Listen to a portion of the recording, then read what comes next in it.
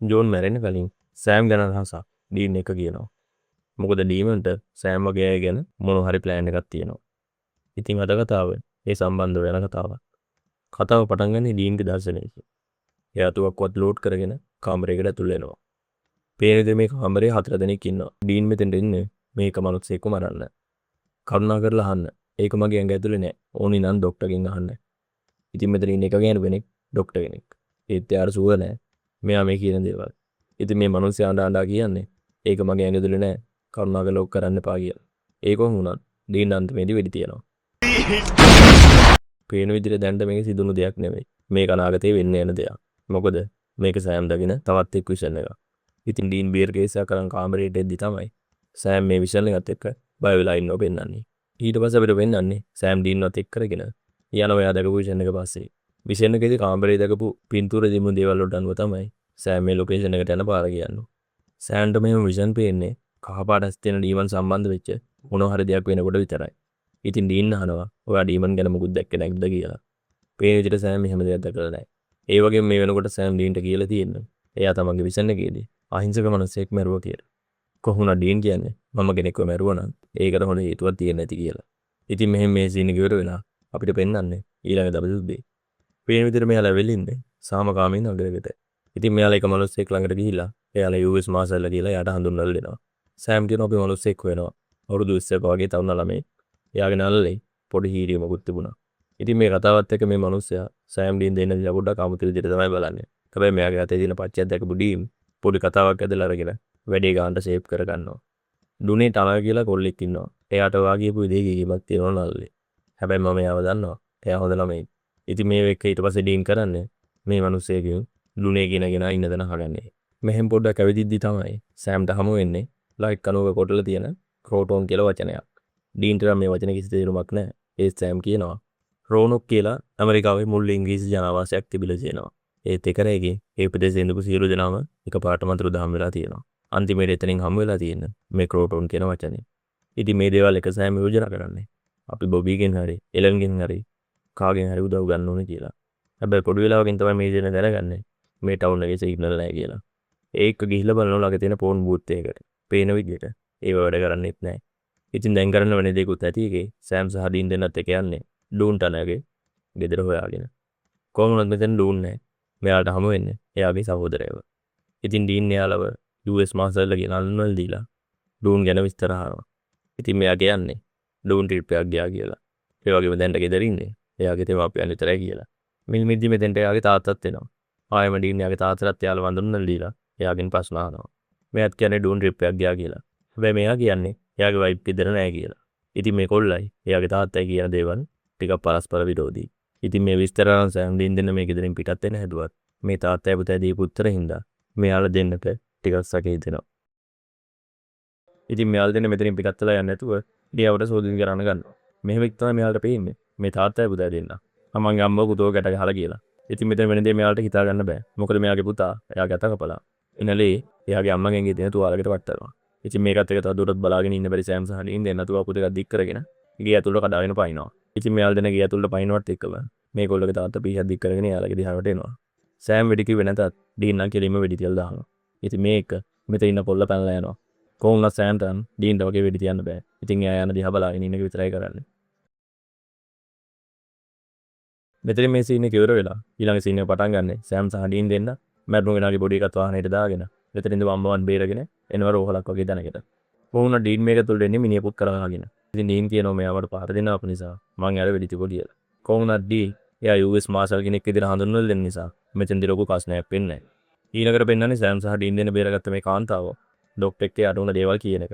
පේන විදිහට එයාගේ හස්බන්ඩ් සහ පුතා එයාත් එක්ක හොඳින් ඉඳලා තියෙනවා. හැබැයි එකපාරටම ඒ දෙන්නම වෙනස් වෙලා දියා. ඉතින් මේ ගෑනු කෙනාටත් හිතා ගන්න බෑ මොකද ඒ උනේ කියලා. ඉතින් පොඩි වෙලාවකින් මෙතනින් එළියට එන සෑම් සහ ඩීන් දෙන්න පොඩි කතාවක් දානවා. සෑම්ගෙන් අහනවා එයා අනිත් එක්ක වෙඩි තිබෙන්නේ නැත්තේ කියලා. ඒත් සෑම් වෙඩි තියලා නැත්තේ එයා තාම පොඩි එකෙක් ඉඳලා.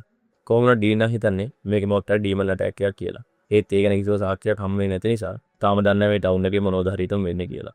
ડોක්ටර් ඩීන් ගෙනව පොඩි එකක් සහ කරලා ඇවිල්ලා එම සෑම් සහ ඩීන් එක කතා කරනවා. ඔයා මේ මරලා දිනේ මගේ අල්ලපු ගෙදර මිනිස්සයා. මොකක්ද ඇත්තට මෙතන උනේ? මම මේක පොලිසියට පැමිණිලි කරන්න ඕන. ඩීන් මේකට කලබල වෙන්නේ නැහැ. මොකද මේ නගරේ කිසිම ෆෝන් එකක් වැඩ කරන්නේ නැහැ. ඩීන් ඩොක්ටර්ගෙන් අහගන්නවා ඊළඟ නගරයට මෙතෙන් කොච්චර දුරද කියලා. තේන විදිහට කිලෝමීටර් 40ක් විතර දුරයි. ඉතින් ඩොක්ටර් පරිස්සමෙන් ඉන්න කියලා. ඩීන් හදන්න ලැබුණා ගෙට ගිහලා ගව අරගෙන එන්න. ඊට පස්සේ පෙන්නන විදිහට ඩීන් යනවා තමන්ගේ වාහනේත් අරගෙන අල්ලපු නගරෙන් උදව් ඉල්ලගෙන එන්න. ඩීන්ට මේ ටික දුරක් යද්දී හමු වෙනවා ඇක්සිඩන්ට් වෙච්ච වාහනයක්. වාහනේ හැමතැනම ලී. ඒත් පේන විදිහට වාහනේ නම් කවුරුවත් නැහැ. මේ නගරේ මොන වුණත් පේන විදිහෙන් නම් මේක හරියම භයානකයි වරණි.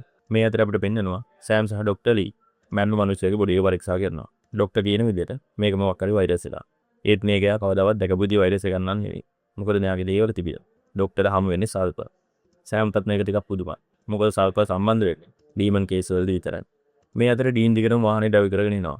හැබැයි ටික දුරක් යද්දී මිනිස්සු ටිකක් එකතුලා පාරක තැන්කින් බොක් කරලා තියෙයි. වැඩේ කියන්නේ මේ ඉන්න පිරිස ඉස්සරහින් ඉන්නේ. සෑම් මරන්නේ නැතුව දරප් පොඩි පොල්ලා. ඒ එක්කම ඩීන්ගේ වාහනේ ළඟ ඉඳලා එකපාරටම මිනිස්සෙක් මොකද වෙනවා. ඩීන් අහනවා මොකද මේ පාරවල් තියෙන්නේ කියලා. ඉතින් මේ මිනිස්සු කියන විදිහට මේ නගර නිරෝධායනය කරලා තියෙන්නේ. ඉතින් මේක මෙයාට කියලා තියෙන්නේ මේ නගරේ ඉන්න සෙරි. කොහොමද මේ මිනිස්සු එනා වෙලා කියනවා අපි පොඩ්ඩක් වාහනේ බහලා කතා කරමු කියලා. ඩීන්ට දෙනවා මේ මොකක් කරලා ඌලක් කියලා. ඉතින් එයා කරන්නේ වාහනේ රිවර්ස් කරගන්න එක. ඉතින් මේක මෙතන ඉන්න පිරිස ඩීන්ට වෙඩි ගන්න ගන්නවා. කොහොමද ඩීන්ට පුළුවන් වෙනවා වාහනේ එළිලා ඉන්න මේ මිනිස්සුවත් එළියට දාලා ආයෙමත් ටවුන් එක පැත්තට වාහනේ හරව ගන්න. මේ අතර ආයෙමත් වෙන්නන්නේ මෙඩිකල් සෙන්ටර් එක. ඩොක්ටර් මෙතන ඉන්න ගෑනු කෙනාට ගිහින් කියනවා එයාගේ හස්බන්ඩ් ගෙන් ඉතිබිලා එයාට හම්බුණු වෛරස් එක ගැන. ඊට පස්සේ අන්තිමේදී අහනවා මොන හරි විදියකින් එයාලගේ ලේ ඔයාලගේ මේ තියෙන තුවාලත් එක ගෑවුනාද කියලා. මේක පොඩි වෙලාව යන්නේ මේ ගෑනු කෙනාගේ හැදිරීමත් සම්පූර්ණයෙන්ම වෙනස් වෙනවා. මේක මේ ගෑනු කෙනා එකපාරම මෙතන ඉන්න ඩොක්ටර්ට පහර දෙන්න ගන්නවා. සෑම් මේක නවත්තන්න හැදුවත් මෙයා ගහන පාරදී සෑම් වීසි වෙලා ගිහිල්ලා පැත්තකට වැටෙනවා. කොහොමද පොඩි වෙලාවකින් සෑම් උරුම වෙනවා. සීය නැතිලා යනනම් පහරක් ගහන්න. ඩීන් ආයේ ටවුන් එකට එල්ලී ඩීන්ට ආයෙත් හමු වෙනවා. මේ නගරේ එයාට මුලින්ම හමු වුණු මිනිස්සයෝ. කල මේ වෙලාවෙම එයා තුවක්කුවක් දික් කරගෙන ඉන්නේ ඩීන් දිහාවට. කොහොමද ඩීනුත් මේ වාහනේ බෑලා එයාගේ පැත්තට තුවක්කුවක් දික් කරනවා. ඩීන්ට මේ මිනිස්සයා ගැන දැන් විශ්වාසයක් නැහැ. ඒ වගේම මේ මිනිස්සයාට ඩීන් ගැන විශ්වාසයක් නැහැ. දෙන්නත් එක දෙන්නට දෙන්න තුවක්කු දික් කරගෙන කතා කරලා පොඩි වෙලාවකින් ඉම්ප්ලිමන්ට් එකකට එනවා. ඉතින් පොඩි වෙලාවකින් මේ මිනිස්සයා කැමති වෙනවා ඩීන් එක ටවුන් එකට යන්න. කොහොමද ඉතින් මේ දෙන්න වාහනේ යන්නේ දෙන්නට දෙන්න තුවක්කු දික් කරගෙන. මේ අතර ඩොක්ටර් ලීගේ ස්පයිකාව පෑම් ටෝන් වෙනවා. එයාගේ බෝයිපෙන් හොඳින්ද බලන්න එළියට යන්න. කොහොමද සෑන්ට පුළුවන් වෙනවා ගිහිල්ලා මේ පෑම්ම නවත්ත ගන්න. ඉතින් මේකම තමයි ඩීන් අනිත් මිනිස්සයත් එක්ක ආයේ මේ මෙඩිකල් සෙන්ටර් එකට එන්නේ. ඉතින් ඩීන් ළඟින් අනිත් අය අයින් වුණාම සෑම් ආනෝ ගිහිල්ලා ඩීන් ලා මොනවද හොයාගත්තේ කියලා. අනේ මන්ද සෑම් මට මොකුත් හොයාගන්න ලැබුණේ නැහැ.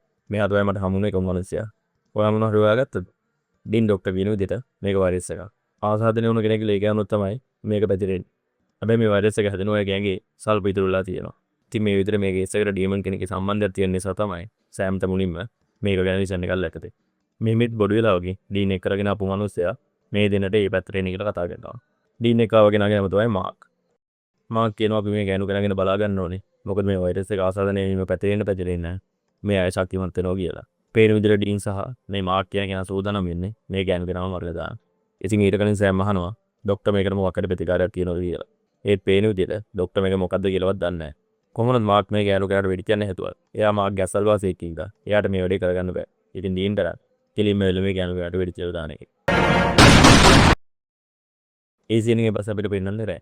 පේන විදිහට වෛරස් එක ආසාදනය වුණු කට්ටිය ඇවිල්ලා මේ මෙඩිකල් සෙන්ටර් එක වට කරලා ඉන්නේ. ඉතින් සෑම් දින් දෙන්නත් ගේමට බහින්න ආයුධ උදාන කරගන්න කම තමයි ඉන්නේ. මේ අතර පෑම් තෝරලා තියෙන්නේ මෙතනින් කොහොම හරි එළියට. ඉතින් සෑම් බිල් දෙන්න වී කියනවා මෙතෙන් එළියට යන්න විදියක් නැහැ ඔක්කොම වට කරලා තියෙන කියලා. මාක් කෝජනා කරන්නේ ලේන මිනිස්සු ඇතුළට ආවොත් අපිට මේ රයිෆල් වලින් යාලව නවත්තන්න බෑ. ඉතින් ඒ නිසා මොන හරි පුකුන්න දෙයක් තිබුණා අපිට මේක කොට දාගන්න පුළුවන්. ඒත් ඉතින් මෙතන අවදි මොකුත් නැහැ. හැබැයි මෙතෙන් දෙන කිමිකල් ටිකක් දාගෙන සෑම් කියනවා අපිට ඒ ටිකක් හදාගන්න පුළුවන් කියලා. ඉතින් මේක තමයි සෑම් තාඩින් දෙන මුලින්ම හොයාගෙන ආපු කොල්ලා. එයාලා ඉන්න තැනට එන්නේ. කොහොමද දුවෙන්න ආපු ගම ඩීන් ආව එක්ක කරගෙන ડોක්ටර්කට. ડોක්ටර් කියනවා මෙයාගේ ලේ නම්බර පරීක්ෂා කරන්න කියලා. හැබැයි ඊට කලින් ડોක්ටර් මෙයා පරීක්ෂා කරාසි. එයා දකිනවා මෙයාගේ තියෙන තුවාලයක්. ඉතින් පැත්තේට සුවර් නැහැ. මෙයාට වෛරස් එක පැතිරලා ඇති කියන. ඒ නිසා මෙයාලා කරන්නේ ලණුවක් කරන් මෙයාව කුඩුව විතර ගැට ගාරේ. ડોක්ටර් හොයාගෙන තියෙනවා මේ වෛරස් එක පැතිරෙන්නේ ලේ ගෑවිලා පැය 3ක් විතර ගියාට පස්සේ. ඉතින් එතකන් ලේ සම්පල් පරීක්ෂා කරාට ලේ වල සල්ප හොයාගන්න බෑ. මේක සෑම් ඩීන්ව පැත්තකට කතා කරන් ගිහලා කියනවා. ඊන් මගේ විෂන් එකේ තිබුණේ දැන් මෙන්නයි යන්නේ. ඉතින් සෑම් යෝජනා කරන්නේ යාව මරන්නකෝ උකෝ ගැට ගහලා. අපි ආදියා බලන් ඉඳිමු කියලා. ඒත් පේන විදිහට ඩීන් නම් මේකට සතුටු නෑ. ඉතින් අන්තිමට ඩීන් කරන්නේ සෑම් මේ කාමරේ ඉර කරලා දාලා මෙතෙන් එළියට යන එක. මෙතනින් පස්සේ තමයි සෑම් ඩිවිෂන් එකේ තිබුණ සීන් එක අපිට පෙන්වන්න ගත්තා. ඩීන් යාගේ තුවක්කුව ලොක් කරලා දුවන ඉන්න තැනට ඇතුල් වෙනවා. කොහොමවත් පළවෙනි වතාවට සෑම් ඩිවිෂන් එකක් ඇත්ත වෙන්නේ නැහැ. මොකද ඩීන් අමාරුවෙන් එයාව පාලනය කරගෙන මෙයාව මරණ එක නවත්තනවා. ඊට පස්සේ වෙන්නන්නේ ડોක්ටර් ලී සෑම් සහ ඩීන් ඉන්න තැනට එනවා. එයා කියන විදිහට දැන් පැය 4ක් ගත වෙලා. ඒත් ඩුවන් ගිලේ වල වෛරස් එක නැහැ. ඉතින් ડોක්ටර් කියනවා දැන් වෙලාව හරි. එයාව ලියලා දාන්න කියලා. ඊළඟට සෑම් එන්නේ පෑමින් සෙන්ට. පොඩි වෙලාවකින් සෑම් තමදිනම පෑම් ලියලා දොර වහන. මම මෙච්චර වෙලා බලාගෙන හිටියේ ඔයා තනි වෙනකම්. වැඩේ ගැන බැරින්නා. සෑම් තමයි මෙච්චර වෙලා මෙයාගේ ටාගට් එක වෙලා ඉඳලා තියෙන්නේ. ඉතින් එකපාරම මෙයා සෑම්ට පහර දෙන්න ගන්නවා. සෑම්ට හොඳටම පහර දීලා එයා තමන් ගත කපලා. එයාගේ ලේ සෑම්ගේ පපුව කපලයි. සෑම්ගෙන් ගේ ගන්නවා. ඉතින් මේක මෙතන ඇතුළේදී ආයෙ දෙපාරක් හිටන්න තෝ පෑම්ට වෙටිලා දානවා. ඉතින් මෙතනදි මාක් කියනවා සෑම්ගෙන් ගේ ජම වෛරස් එක තියෙන හින්දා ඩීන්ට යවත් මල්ල දාන්න කියලා.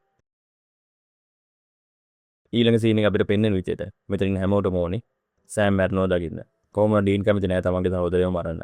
ඒත් සෑම් කියනවා මට තුවක්කුවක් දෙන්න. මට එයාලා වගේ වෙන්න ඕනේ නැහැ. ඒ නිසා මමම වෙඩි තියාගන්නම් කියලා. ඉතින් අන්තිමේදී වෙන choice එකක් ඩීන්ට නැහැ. එයා කරන්නේ එයා සෑම් කෙනක නවතින්නම් කියලා. එයාගේ වාහනේ අතුරු මාර්ක් දෙනවා මෙතනින් කට්ටියත් එක පැන ගන්න කියලා. මොකද දැන් මෙයාට පැන ගන්න ඕන තරනේ ඇල්කොහොල් බෝම්බ මෙයා ළඟ තියෙනවා. ඩීන් සෑම් එක අතර උන එකට සෑම් පොඩ්ඩක්වත් කැමති නැහැ. ඩීන් මේක තමයි ඔයා කරපු මෝඩම් වැඩේ. ඔයාට තිබුණේ යාළුවත් එක්ක යන්න. සෑම් මට දැන් මේ ජොබ් එක ඇතිලා තියෙන්නේ. ඉතින් මේක තව දෙයක් ඩීන් සෑම්ට කියන්න ගියා. යන්න ගිහපු ඩොක්ටර් ආයෙවිල්ලා ඩීන්ට කියනවා ඔයා ඇවිල්ලා මේක බැලුවොත් හොඳයි කියලා. ඉතින් එයාලා එළියට ඇවිල්ලා බලනවා. මෙතන වෙන මොකුත් මෙයාලට හිතා ගන්න බෑ. මොකද මුළු නගරයක් එකතුලා මෙයාලා වට කරගෙන හිටියා. දැන් පේන විදිහට කිසිම කෙනෙක් මෙතන නැහැ. මෙතනින් පස්සේ අපිට වෙන්නන්නේ ඩොක්ටර් ලී සෑම්ගේ ලේ එකක් චෙක් කරනවා. කියන විදිහට දැන් ප්‍රය 5ක් විතර ගත වෙලා. සෑම්ට වෛරස් එක ආසාදනය වුණු බවක් පේන්න නැහැ. හැබැයි ඩොක්ටර්ට හිතා ගන්නත් බෑ. සෑම්ට හිතා ගන්නත් බෑ. ඇයි යාට වෛරස් එක ආසාදනය වෙන්නේ නැත්තේ කියලා. ඊට පස්සේ ඩොක්ටර් අනිත් අයගේ ලේ සාම්පල් පරීක්ෂා කරලා බලනවා. මෙතනදී දකින්න දේ ඩොක්ටර්ට හිතා ගන්න බෑ. මොකද තවද උටත් ඒ ලේ සාම්පල් වලත් මේ වෛරස් එක පේන්නේ නැහැ. පේන විදිහට අතුරු දහම් වෙලා ගිහිල්ලා දිනේ මේ නගරෙට මිනිස්සු විතරක් නෙවෙයි. එයාලගේ ලේ සාම්පල් වල තිබුණා මේ වෛරස් එකක් නැති වෙලාව ගිහිල්ලා. ඉතින් ඊළඟ සීන් එකේ පෙන්වන විදිහට ඩුනේසා නාක් මේ නගරෙන් පිටත් වෙලා යනවා.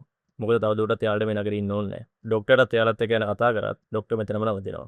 සෑම් ඩීන් දෙන්නටත් අපිට වගේම මේ කතාවේ මොකද උනේ කියලා හිතා ගන්න බෑ.